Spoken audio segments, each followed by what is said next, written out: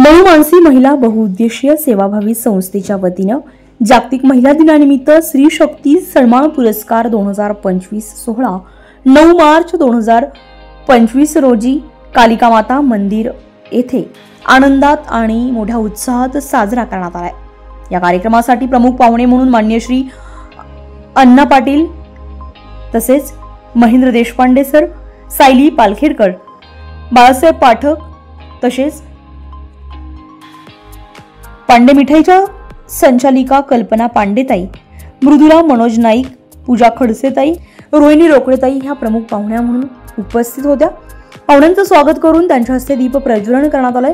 दीपिका पाटील यांनी गणेश वंदना यावेळी सादर केली आहे। तसेच माननीय श्री संजय देशमुख आणि डॉक्टर आशाताई पाटील या कार्यक्रमाचे प्रेरणादायी स्तंभ म्हणून लाभलेले होते।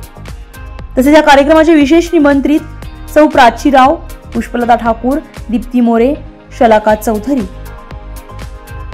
नलिनी मधुकर कड, मंजुताई जाखडी, स्मिता हिरे, जयश्री चौधरी, योगिता बागुल, ज्योती जॉर्ज, सोनाली गौतम थोरात, अश्विनी पुरी हे विशेष निमंत्रित म्हणून उपस्थित होते। स्त्री शक्ती सन्मान पुरस्कारासाठी महाराष्ट्रभरातून विविध जिल्ह्यातून महिला आलेल्या होत्या। 112 महिलांना मनुमानसी संस्थेच्या वतीनं ट्रॉफी, फ्रेम, सर्टिफिकेट, मेडल, फेटा, गुलाब पुष्प देऊन सन्मानित करण्यात आले। या कार्यक्रमासाठी युनिटी फाउंडेशनच्या संस्थापिका एकता कदम, राधिका फाउंडेशनच्या संस्थापिका चेतना सेवक, श्री अंतोष धात्रक सर यांची विशेष उपस्थिती लाभली आहे। कार्यक्रमाचे आयोजन मनुमानसी संस्थेच्या संस्थापिका सौ मेघा राजेश शिंपी यांनी केले होते।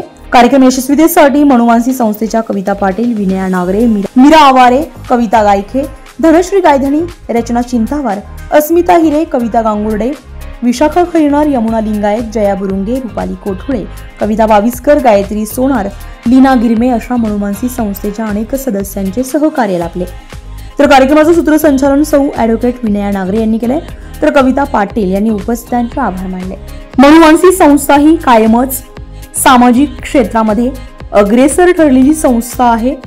तसेच राज्यभरातील विविध जिल्ह्यांतील अगदी तळागाळातील महिलांना मनुमानसी महिला बहुउद्देशीय सेवाभावी संस्थेच्या वतीनं गौरवण्यात आल्यामुळे महिला वर्गातून या संस्थेचं कौतुक केलं जात आहे।